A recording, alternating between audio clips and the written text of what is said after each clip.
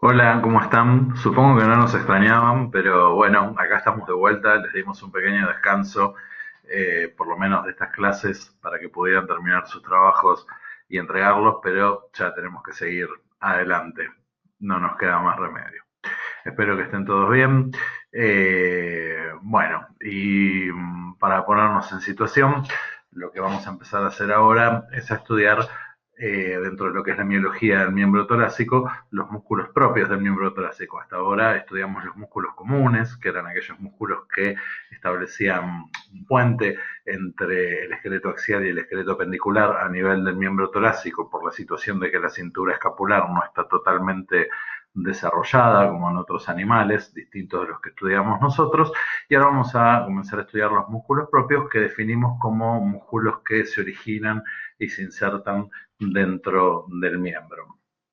Los músculos propios del miembro los estudiamos con un criterio topográfico, ¿sí? De tal manera que vamos a hablar de músculos de la espalda, es decir, aquellos músculos que están relacionados con la cintura, con la escápula, de músculos del brazo, recordemos que la base ósea del brazo es el húmero, de músculos del antebrazo, cuya base ósea, si recuerdan, es el radio y la ulna, y por último los músculos de la mano con todas sus subregiones. Como habitualmente los músculos de cada una de estas regiones actúan al menos sobre la articulación que tienen inmediatamente distal, muchas veces sobre más de una de las articulaciones que tienen ubicadas distalmente, pero por lo menos siempre por la que tienen inmediatamente distal. Cuando hablemos de los músculos de estas regiones, entonces vamos a hablar en primera instancia de los músculos de la espalda y la articulación escápulo-humeral o articulación humeral, ¿sí? Como la llama la nómina, y de los músculos del brazo y la articulación cubital o articulación del codo, ¿sí? De la misma manera, cuando hablemos más adelante del antebrazo, vamos a estar hablando de músculos que actúan al menos sobre la articulación del carpo y también frecuentemente sobre las articulaciones más distales. Entonces, concretamente durante esta clase de hoy nos vamos a dedicar a la región de la espalda y la articulación escapulohumeral y a la región del brazo y la articulación del codo. Es muy importante para que ustedes puedan deducir la acción que tienen estos músculos solos y no sea algo que tienen que estudiar de memoria, que tengan siempre presente cuáles son los ángulos de flexión de las distintas articulaciones del miembro. Algo que en primera instancia parece obvio, pero si uno no lo tiene presente y no lo tiene claro, se puede confundir, ¿sí? Recordemos entonces que en el caso de la articulación humeral o escapulohumeral, el ángulo de flexión está ubicado caudalmente. En el caso de la articulación del codo o articulación cubital, el ángulo de flexión está ubicado cranealmente. Y ya a partir del carpo y hacia distal, los ángulos de flexión están ubicados en la cara palmar. Recuerden que acá cambiamos el término, ya no decimos caudal, sino que decimos palmar porque estamos dentro de la región de la mano. ¿Para qué nos sirve recordar cuál es el ángulo de flexión de cada una de las articulaciones que estudiamos? Bueno, porque simplemente sabiendo el origen y la inserción que tiene un músculo determinado, podemos deducir cuál es la acción que tiene respecto de flexionar o de extender esta articulación sin necesidad de que lo estudiemos de memoria. Estos músculos que vamos a estudiar son fundamentalmente flexores o extensores de las articulaciones en cuestión. También en algunos casos pueden ser abductores o aductores, ¿sí? Secundariamente, también pueden ser rotadores, pero la acción principal que siempre le van a ejercer a las articulaciones que vamos a estudiar tiene que ver con la flexión y la extensión. Entonces veamos un ejemplo, ¿sí? Sin importar si el músculo existe o no existe, supongamos que tenemos un músculo que se origina y se inserta como nos está indicando la flecha roja, ¿sí? Se origina ahí en la espina de la escápula y se inserta, supongamos, en la tuberosidad deltoides del húmero, ¿sí? Cuando las fibras de este músculo se contraen, es decir, se acortan, lo que nosotros tenemos que pensar es qué va a pasar con este ángulo articular. ¿Se va a achicar o va a aumentar? Les pregunto yo a ustedes. Bueno, se va a achicar correctamente, por lo tanto, Este músculo, que en realidad existe, después lo vamos a ver, es un músculo flexor de la articulación escapulohumeral, ¿sí? Supongamos otro que tiene otro origen y otra inserción. Por ejemplo, este que se origina en el ángulo caudal de la escápula y se inserta en la tuberosidad del olecranon de la ulna. ¿Qué va a pasar cuando las fibras de este músculo se acorten? ¿Qué va a pasar con esta articulación? Y también qué va a pasar con esta otra articulación, porque ya está cruzando dos interlíneas articulares. Recuerdan que les dije que siempre actuaban los músculos sobre la articulación inmediatamente distal, pero frecuentemente también más de una articulación hacia distal. Bueno, cuando este músculo se contraiga, este ángulo articular, que es el ángulo de flexión, se va a cortar. Y con este otro, que es el ángulo de flexión del codo, ¿qué va a pasar? Bueno, si lo piensan un poquito, lo que va a pasar es que al llevar la ulna hacia caudal, este ángulo se va a abrir. Por lo tanto, este músculo hipotético, no tan hipotético, en realidad existe, ya vamos a ver cómo se llama, es un músculo que actúa flexionando la articulación escapulohumeral, pero al mismo tiempo extendiendo la articulación del codo. ¿Por qué? Porque cierra este ángulo. Recordemos que la flexión consiste en cerrar un ángulo articular, pero abre este ángulo, ¿sí? Es decir, la extensión consiste en abrir un ángulo articular, ¿sí? Un último ejemplo con otro músculo, digámoslo hipotético, pero en realidad existe. Un músculo que se origina ahí en el tubérculo supraglenoideo, pasa entre los tubérculos del húmero y termina insertándose en la tuberosidad radial. Nuevamente, es un músculo que está afectando a dos articulaciones, a la articulación escapulohumeral y a la articulación del codo, y les dejo unos segundos mientras me tomo un traguito de Coca-Cola para que piensen qué va a hacer este músculo cuando sus fibras se acorten, es decir, qué función va a tener tanto sobre la articulación del hombro como sobre la articulación del codo.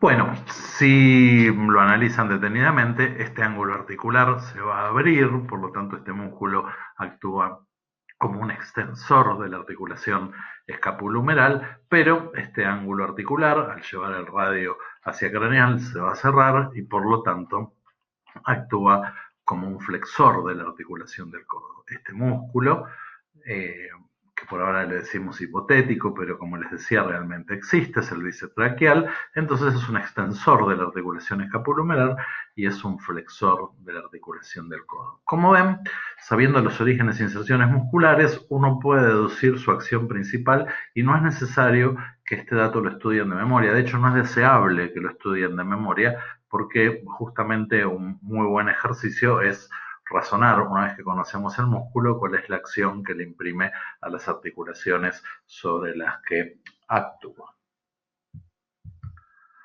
Bien, dicho esto, vamos a hablar primero entonces de los músculos de la espalda, ¿sí? Los músculos que están, digamos, dispuestos alrededor de la escápula, que van a actuar principalmente sobre la articulación escapulohumeral o articulación humeral, y en este caso simplemente los vamos a dividir por el lado de la escápula por el que se ven, ¿sí? Así que vamos a hablar de los músculos de la cara lateral de la espalda y de los músculos de la cara medial de la espalda, recordando que todos ellos van a tener acción al menos sobre la articulación escapulohumeral, ¿sí? Por la cara lateral de la espalda podemos ver cuatro músculos cuyos nombres les van a sonar porque resuenan a determinados accidentes óseos que tienen que ver con el lugar que estos músculos ocupan, que son el músculo supraespinoso, ¿sí? Como la fosa de la escápula, el músculo infraespinoso, como la fosa de la escápula, el músculo deltoides, como la tuberosidad del húmero,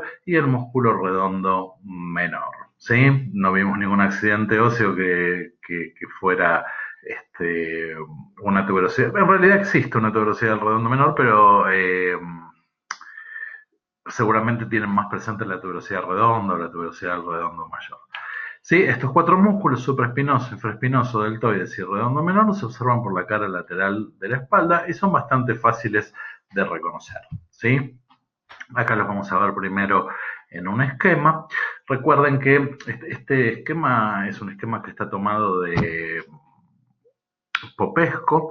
Los dibujos de Popesco son bastante realistas y son muy útiles cuando uno mira preparados reales y imitan a los preparados, o sea, son cuidadosos en cuanto a los detalles de los preparados reales. Piensen ustedes que cuando tengamos la oportunidad en situación presencial de ver preparados del miembro torácico, es muy común que estos preparados conserven muñones de músculos, por ejemplo, comunes, ¿sí? En este caso, por ejemplo, acá con el número 3, estamos observando, ven que ahí está cortado el muñón de uno de los músculos que estudiamos dentro de los músculos comunes, que es frecuente que quede en los preparados de miembro torácico, que es el músculo subclavio, ¿sí? Bueno, acá con el número 4, ocupando toda la fosa supraespinosa, tenemos el músculo del mismo nombre, el músculo supraespinoso, que se va a insertar en los dos tubérculos del húmero. Ocupando la fosa infraespinosa, más o menos a esta altura, entre los dos músculos tenemos la espina de la escápula, ¿sí? Este que está sumando ahí y que está parcialmente tapado por otro es el infraespinoso, que está ocupando toda la fosa infraespinosa y se inserta inmediatamente en distal del tubérculo mayor del húmero, en un área específica que es el área de inserción para el infraespinoso, que es muy notoria en los húmeros de bovino, por ejemplo, aunque este esquema que estamos viendo es un esquema de equino. Y por último, con un origen aponeurótico en la espina de la escápula y tapando en gran parte el origen del infraespinoso, tenemos este tercer músculo, que es el deltoides, que se va a insertar en la tuberosidad del mismo nombre, en el húmero, en la tuberosidad deltoides. También existe un pequeñito músculo que se origina en la parte más distal de la fosa infraespinosa, que acá está señalado con el número 6, ¿sí? Que es el músculo redondo menor y que para observarlo en los preparados normalmente hay que separar bien el deltoides del infraespinoso porque es un músculo muy pequeñito y se inserta en un área específica inmediatamente por distal del área de inserción del infraespinoso y por proximal de la tuberosidad deltoides, ¿sí? Ahí está señalado. Después lo vamos a ver en una foto donde todos los grandes músculos que lo rodean se han eliminado y lo dejamos a él solito para que lo podamos ver bien. No les voy a hablar de las acciones de estos músculos porque con todo lo que les acabo de escribir antes es algo que ustedes pueden deducir solos, ¿sí? Recordemos que acá tenemos la articulación escapulohumeral, concretamente acá. Este es el ángulo de flexión de la articulación. Así que un músculo como este, como el deltoides, ¿sí? Ustedes podrán deducir solos ya a esta altura, cuando se contrae, qué acción tiene sobre la articulación escapulohumeral o mal llamada articulación del hombro. Vamos a tratar de verlos ahora en un preparado real de equino, ¿sí? Esta imagen correspondía al equino.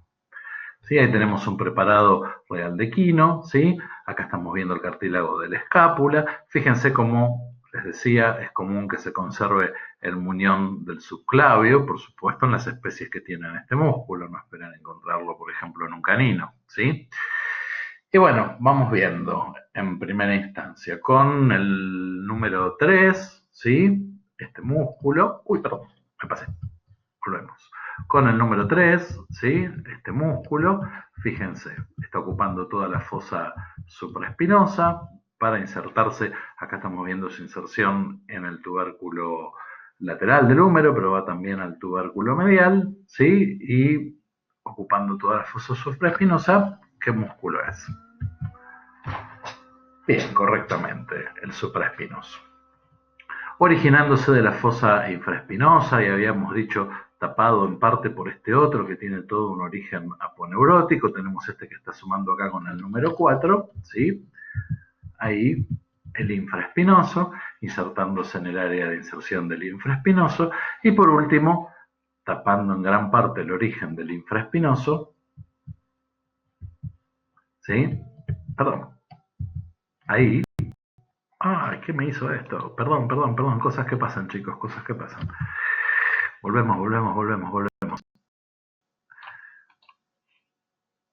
Ahí estamos, les pido disculpas. Estábamos acá, estábamos acá. Y por último, entonces, fue culpa mía que apreté lo que no debía. Ahí, ¿sí? Originándose de la espina de la escápula a través de un origen fundamentalmente aponeurótico, insertándose en la tuberosidad deltoides del húmero. Entonces, ¿qué músculo? El deltoides. Y si se fijan ahí, chiquitito, asomando, ¿sí? Tenemos el redondo menor. Cambian mucho estos músculos cuando cambiamos de especie, es decir, cuando pasamos al bovino o cuando pasamos al canino. No, la verdad que no. Lo que tenemos que tener presente en estas otras especies es que, si recuerdan, en el equino, la espina de la escápula, a medida que nos vamos yendo hacia distal, se va haciendo cada vez más bajita hasta que finalmente desaparece, pero en las especies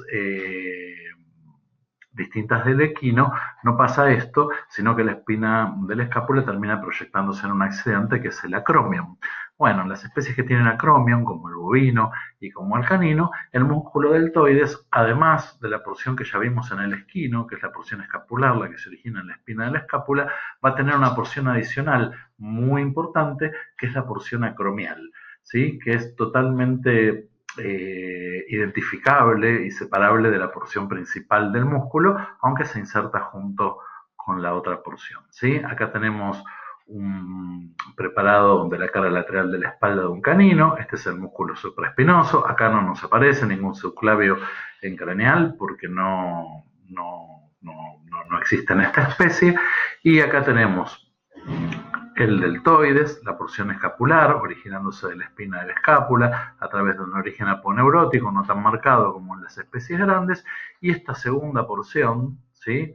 Bien grande, que se origina ahí del acromion y se inserta junto con la otra, ¿sí? Que es la porción acromial del deltoides, ¿sí? En este caso no podemos ver el redondo menor porque está totalmente tapado por esa porción acromial del deltoides, y prácticamente tampoco podemos ver el infraespinoso, ¿sí? Justamente porque esta porción lo está tapando. Es decir, que tenemos que correr la porción o cortar la porción escapular del deltoides para poder ver bien el infraespinoso. Este es un preparado de bovino, ¿sí? Acá quizás nos vamos a confundir un poquito. Acá tenemos la cabeza, esto es la tuberosidad del olecranon, esto es el codo, ¿sí? De modo tal que acá el húmero está ubicado de esta manera. Acá tenemos la espina de la escápula, fíjense que acá está el trapecio, ¿sí? Insertándose ahí en la espina de la escápula, y acá estamos viendo la porción escapular del deltoides, ¿sí? Ahí con su origen aponeurótico, igual que en el equino, pero además esta segunda porción, que es la porción acromial, ¿sí?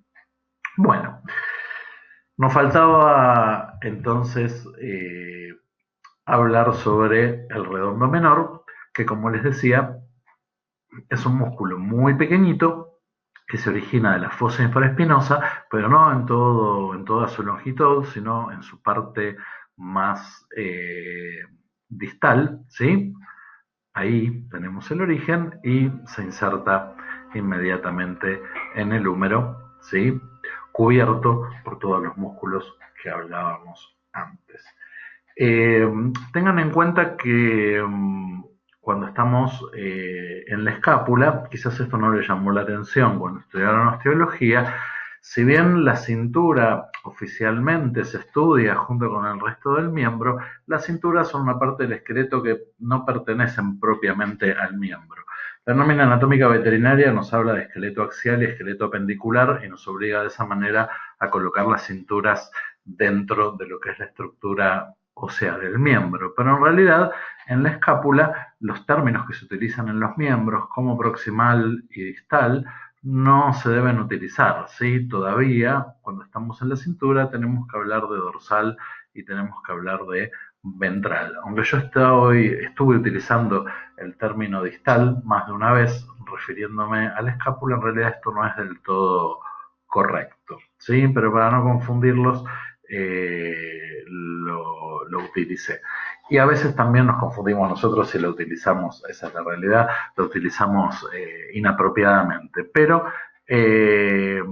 recuerden, en la cintura todavía tenemos que usar los términos dorsal y ventral, y recién empezamos a hablar de proximal y de distal, es decir, cerca o lejos del tronco, cuando entramos en el miembro propiamente dicho, que en el miembro torácico esto sería a partir del húmero.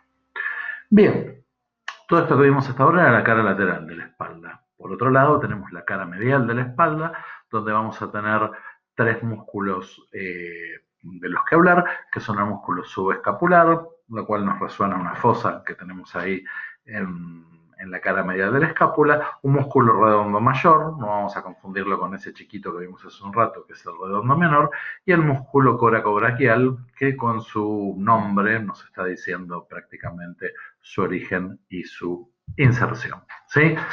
Acá tenemos un esquema de un miembro torácico de equino, ¿sí?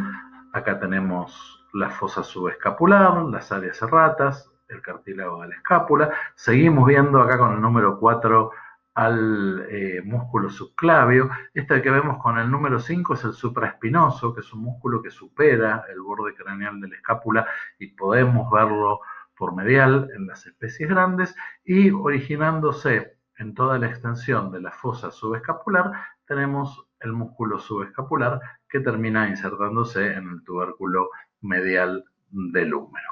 Inmediatamente por caudal de él tenemos este músculo que acá está señalado con el número 6, que es el redondo mayor, un músculo que se origina del borde y del ángulo caudal de la escápula y termina insertándose en la tuberosidad redonda del húmero, o en la tuberosidad del redondo mayor del húmero, o en la tuberosidad teres, si depende de donde la hayan leído.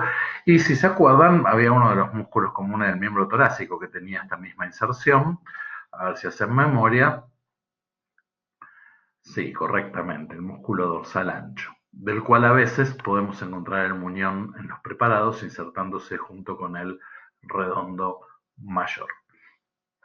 Bien, y por último, el músculo coracobraquial, que acá está señalado con el número 11, que es un músculo que, como su nombre indica, se va a originar en el proceso coracoides de la escápula y se va a insertar en el brazo, ¿sí? Es decir, en el húmero, en el tercio distal de la diáfisis humeral, ¿sí? Si bien es un músculo que en su mayor parte transcurre, ¿sí?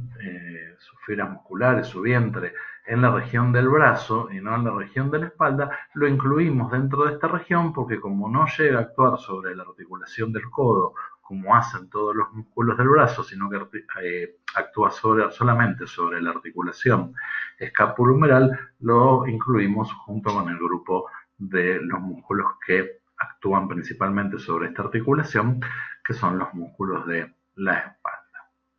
Más allá de la acción individual que tenga cada uno de estos músculos, recuerden que todos los músculos que se originan en las fosas de la escápula, es decir, el supraespinoso, el infraespinoso y el subescapular, tienen como función principal actuar como refuerzos de la cápsula articular de la articulación escapulohumeral. Si ustedes recuerdan, esta es una articulación que no tiene una cápsula muy reforzada, solamente tiene los ligamentos coracohumerales en las especies grandes, que son dos refuerzos craneales, y los ligamentos glenohumerales en el caso de las especies pequeñas, que actúan como si fueran dos ligamentos colaterales. Por lo tanto, es una articulación que al no tener grandes refuerzos en la cápsula queda como muy susceptible a luxarse, es decir, a que sus superficies articulares se separen.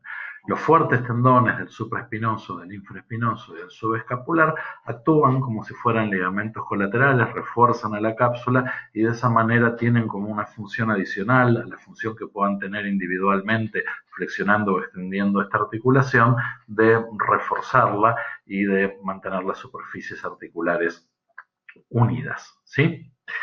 Bueno, hay demasiadas diferencias en estos músculos cuando miramos otras especies. Ahora vamos a ver que no.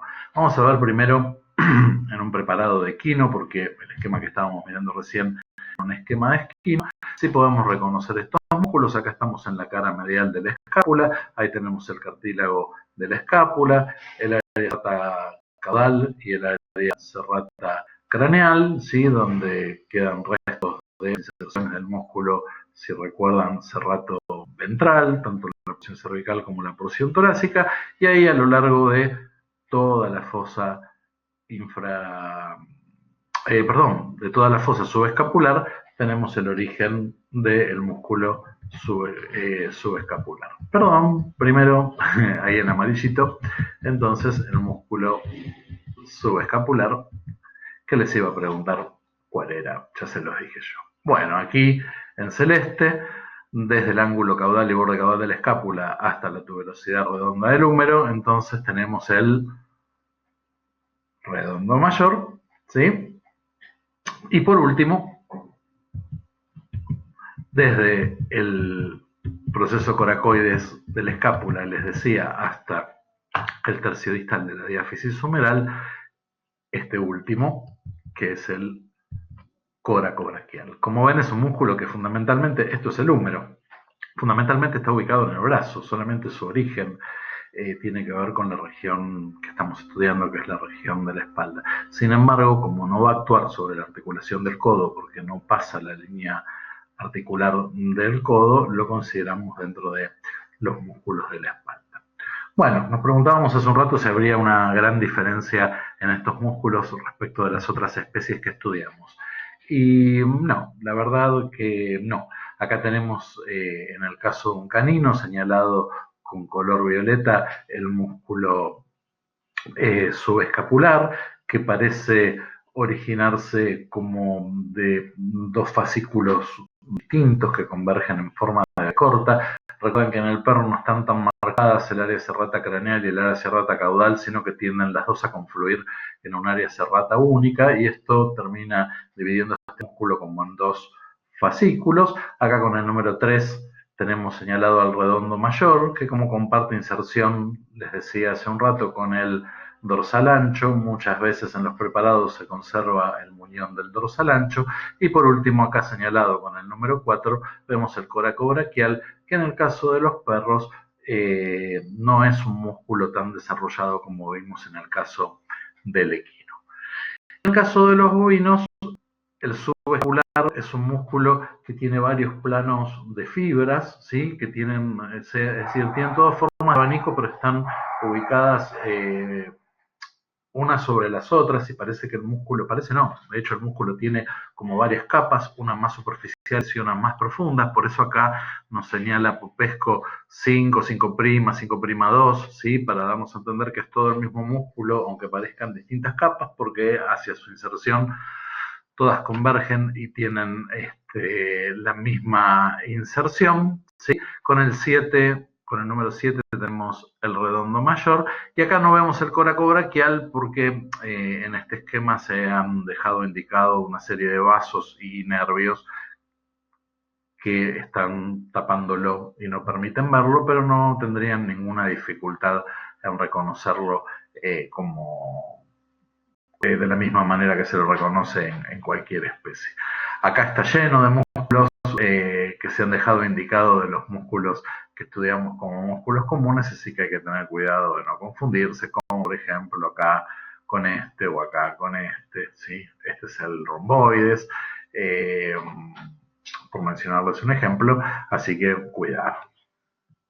Bueno, con esto terminamos lo que son los músculos de la espalda, que simplemente lo dividimos en una cara lateral y una cara medial. Ahora vamos a pasar a la próxima región, que es la región del brazo, y vamos a estudiar los músculos del brazo, que como en su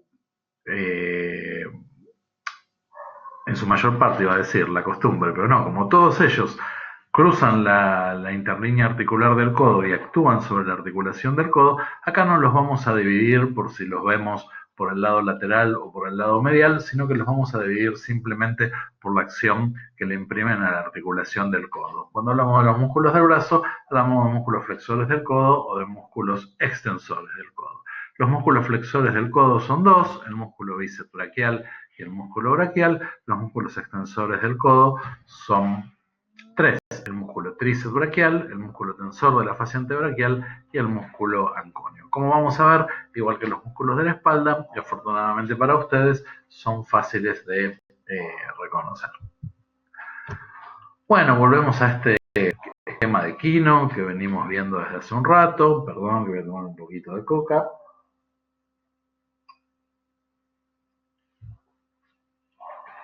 Y acá, sobre la cara craneal del brazo, originándose del tubérculo supraglenoide de la escápula, y aunque no vemos todavía claramente su inserción, insertándose principalmente en la tuberosidad radial del radio, tenemos el músculo bíceps braquial, que como cruza el ángulo articular del codo por su cara más craneal, es un flexor del codo. El otro flexor del codo es un músculo que, estando todo puesto en su lugar en un preparado, solamente podemos ver bien señalado en el número 12, se inserta junto con el bíceps y es el músculo braquial, y es un músculo un poco difícil de entender en primera instancia, porque es un músculo que tiene forma espiralada. Ustedes recuerdan que la diáfisis del húmero está como retorcida y tiene ese canal de torsión que llamamos surco músculo espiral o surco para el músculo braquial, justamente. Este músculo va a seguir todo ese surco y por lo tanto tiene esa forma como de rulito, y no lo podemos ver más que en su inserción, porque otros músculos, como este que vamos a ver dentro de un rato, que es el tríceps braquial, lo están tapando. Por eso, la mayoría de los preparados, en las especies grandes sobre todo, van a tener esta cabeza del músculo tríceps, que después vamos a ver cómo se llama, cortada, ¿sí? Para que uno pueda separar los dos muñones y, entre otras cosas, ver a este músculo, que es el músculo braquial. También para ver algunos vasos y nervios, pero sobre todo para ver a este músculo, que es el músculo braquial. ¿Sí? Todavía no vamos a hablar de la inervación del miembro torácico, pero sería bueno que ya vayan recordando que los músculos flexores del codo comparten todos la misma inervación y están inervados por un músculo, por un nervio que se llama nervio músculo cutáneo. ¿Sí? El nervio músculo cutáneo se va a encargar de dar ramas tanto al bíceps como al braquial. Bueno, acá estamos viendo el músculo ya, digamos, separado de todos los músculos que tiene alrededor. Me refiero al bíceps braquial. Lo estamos viendo en el caballo, lo estamos viendo en el perro. Fíjense, ahí su origen en el tubérculo supraglenoideo, pasa por el surco intertubercular. ¿Sí? Recuerdan cuando estudiamos las articulaciones que a este nivel, entre el tendón del bíceps y los tubérculos del húmero, tenemos o un receso de la articulación escapulohumeral, como ocurre en las especies pequeñas, o tenemos una bolsa subtendinosa, como ocurre en las especies grandes, protegiendo a este tendón de los rozamientos contra los tubérculos, con el surco intertubercular concretamente, y la inserción principal del músculo, que dijimos que es en la tuberosidad radial, que, si se acuerdan, está en la parte craneal, medial y proximal del radio, ¿sí? En todas las especies. En las especies grandes, además, este músculo va a tener una extensión tendinosa, esta que estamos marcando acá, ¿sí? Que se va a continuar con músculo del antebrazo, se llama extensor carporradial. Acá el autor del dibujo la dibujó solita, pero en realidad lo que nosotros vemos es cómo esta extensión termina uniéndose al otro músculo, que es el extensor carporradial. Esta extensión tendinosa, que acá llama tendón largo del bíceps, en realidad se origina dentro del vientre muscular del bíceps y después se prolonga hacia el próximo músculo, ¿sí? Y recibe nombre, esta podríamos llamar segunda inserción, recibe el nombre, les decía, de lacerto fibroso, ¿sí? Lacerto con C, fibroso. Esta estructura es muy importante dentro de lo que llamamos el aparato sostén pasivo del miembro torácico en los equinos, que es lo que le permite a los caballos, ya lo vamos a estudiar más adelante, permanecer largos periodos de pie sin que esto les ocasione un gran gasto de energía. ¿Sí? El lacerto fibroso también está desarrollado en los bovinos, ¿sí? Pero no así en los caninos, donde el bíceps tiene su inserción en la tuberosidad radial, como en todas las especies, pero además tiene una segunda inserción en la epífisis proximal de la ulna, ¿sí? Por eso lo incluimos acá. Como ven, por más que se llama bíceps, no tiene dos cabezas de origen. Esto ocurre solamente en el bíceps braquial de los humanos, pero mantenemos el nombre en todas las especies, aunque el nombre no sea representativo de la estructura del músculo, ¿sí? Bueno, y acá tenemos el músculo braquial, que les contaba que es difícil de entender en primera instancia. Fíjense, el músculo se origina en la cara caudal del húmero, inmediatamente por ventral de la cabeza humeral, sigue el canal de torsión del húmero, es decir, el surco músculo espiral o el surco músculo braquial, en ese recorrido espiral, ¿sí? Es decir, se origina en caudal, pasa hacia lateral y por último se termina insertando en el radio medialmente, de especie de rulito, ¿sí? Acá lo estamos viendo por el lado lateral y acá lo vemos por el lado medial. Ven como realmente da toda una vuelta alrededor del húmero para terminar insertándose en la tuberosidad radial junto con el bíceps. Como en este camino cruza la cara craneal de la articulación del codo, que dijimos que es su cara de flexión, cuando estas fibras se acortan, ¿sí? Este ángulo se cierra y por lo tanto, lo mismo que el bíceps, es un flexor del codo. ¿Sí? En el bíceps tendríamos que agregar que por su origen en el tubérculo supraglenoideo también se comporta como un extensor de la articulación inmediatamente proximal, que es la articulación escapular. Podemos que tanto el bíceps como el braquial están inervados por el nervio musculocutáneo. Bueno, y nos quedan los extensores del codo, ¿sí?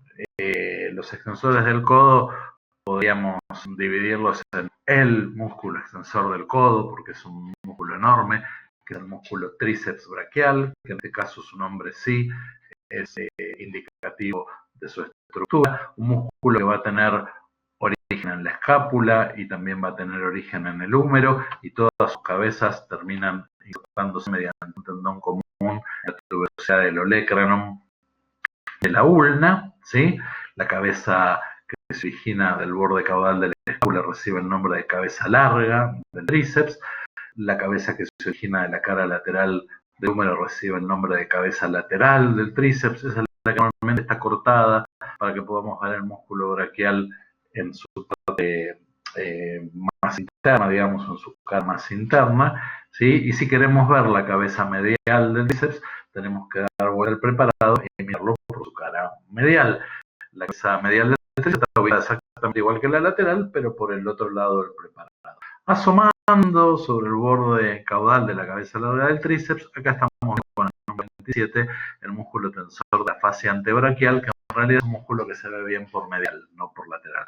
Por lateral vemos la cabeza larga y la cabeza lateral, para la redundancia, del tríceps braquial, que es el gran músculo extensor del codo.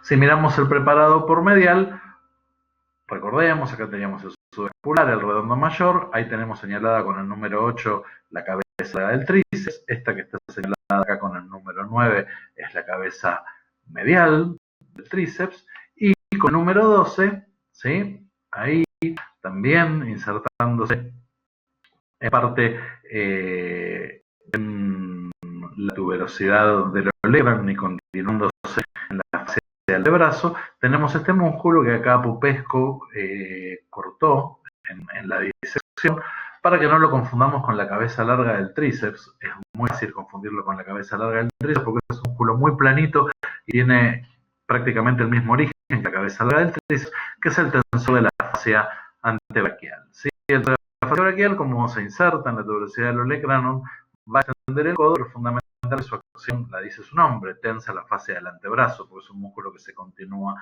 más distalmente. Así que ojo, cuando miran los preparados por la cara medial, en esta especie, porque no hay que confundir el tensor de la fascia antebraquial con la cabeza larga del tríceps. ¿Hay alguna diferencia entre estos músculos en las distintas especies? Sí, hay algunas. Bueno, acá estamos viendo la cara de la espalda y del brazo en un canino, ¿sí? Supraespinoso, de porción escapular, deltoides porciolacromial. Esta es la cabeza del tríceps, ¿sí? Esta es la cabeza lateral del tríceps. Fíjense el volumen que tiene, perdón, estamos mirando acá, no sé si lo dije, creo que sí, es un canino. Fíjense lo voluminosa que es la cabeza lateral del tríceps en el canino en comparación a lo que pasaba en el equino. Ahí tenemos las dos insertándose la tuberosidad olecraniana de la ulna, pero acá el detalle de estructura, digamos, que tenemos que resaltar, que es una diferencia por el canino, es que si eliminamos esta cabeza, la abrimos a esta cabeza lateral del tríceps, en profundidad aparece, originándose del húmero, de la cara caudal del húmero, una nueva cabeza de tríceps que no existe en las especies grandes, que es la cabeza accesoria y que es propia de los caninos. Así que en los caninos el músculo se sigue llamando tríceps como en las demás especies, pero en realidad es un cuádriceps, ¿sí? ¿Qué más podemos ver acá? Acá estamos viendo el bíceps braquial que ha sido en parte cortado, y ahí con el número 10 estamos viendo el braquial asomando en su inserción. ¿Sí? Y por último, este es un preparado de músculos profundos del canino. Acá estamos viendo el redondo mayor, el redondo menor, estamos viendo el braquial, en el caso de los caninos, fíjense que tiene el mismo recorrido que en las especies grandes, como vimos antes, cara caudal diáfisis humeral, pasando por lateral y después insertándose en medial del radio. Y vemos este músculo, ¿sí?, que cubre la fosa olecraniana completamente, es el músculo anconio, un músculo algo profundo, ¿sí?, que normalmente queda un poco escondido por las distintas cabezas del bíceps. Es un músculo extensor de articulación del codo, pero fundamentalmente al estar dispuesto inmediatamente sobre la articulación, perdón, sobre la cápsula de la articulación del codo. Acá lo estamos viendo en un canino, y no sé si se acuerdan que en el canino en parte reforzando la cápsula sobre la fosa olecraniana teníamos un ligamento olecraniano. Este músculo va sobre el ligamento, lo que evita este músculo, más allá de su capacidad de extender el codo, es el triscamiento de la cápsula articular cuando el codo se flexiona y se extiende. Acá tenemos del músculo tríceps braquial solamente señalado su tendón, donde ya todas sus cabezas se unieron al tendón único que termina en la tuberosidad olecraniana. Todos estos músculos que estuvimos viendo, los músculos extensores del codo, el tríceps con todas sus cabezas, más el anconio, más el tensor de la fascia braquial, están inervados también todo el grupo por un solo nervio, que es el nervio radial, que es algo que, les digo, todavía no estamos estudiando la inervación, pero ya conviene recordarlo, ¿sí? Flexores del codo, nervio musculocutáneo, extensores del codo, nervio radial. Es un dato que, si ya lo recordamos, nos allana un poco el camino más adelante. Bueno, y eso es todo. Afortunadamente es un tema que no es muy largo, que no es muy complicado. Ya la clase siguiente a esta trata sobre los músculos del antebrazo, que es un tema que es un poco más complicado, y que el día que escuchen la clase y se decidan a estudiarlo, este es un día de estar despejado, porque no es un tema difícil, pero es un tema que requiere atención, y hay muchas diferencias entre especies, aunque nosotros nos vamos a centrar especialmente en el caballo y vamos a ver solamente las diferencias más grandes en las demás especies. Bueno, espero que sigan bien, quédense en casa, cumplan con la cuarentena, que es la única manera que tenemos por ahora de cuidarnos, y nos vemos la